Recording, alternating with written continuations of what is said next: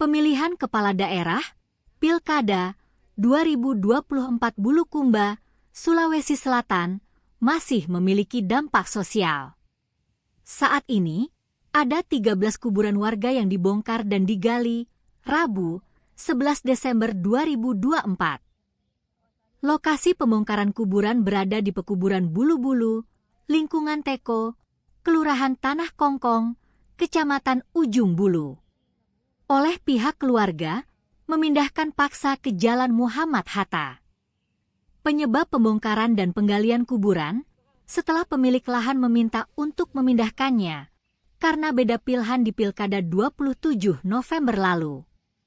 Sebab lahan tersebut adalah milik pribadi, kata Tanti, salah seorang anak dari warga yang telah dibongkar kuburannya.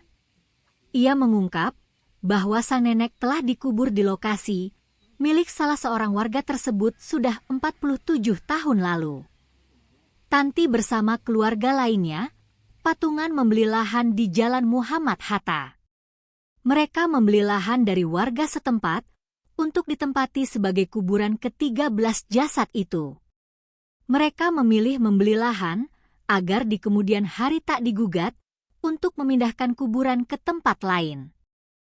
Pembongkaran dan penggalian kuburan yang sebagian besar bangunan permanen itu diawasi oleh anggota TNI setempat. Tanti berharap bersama anggota keluarga lainnya agar kedepannya tak ada lagi permasalahan.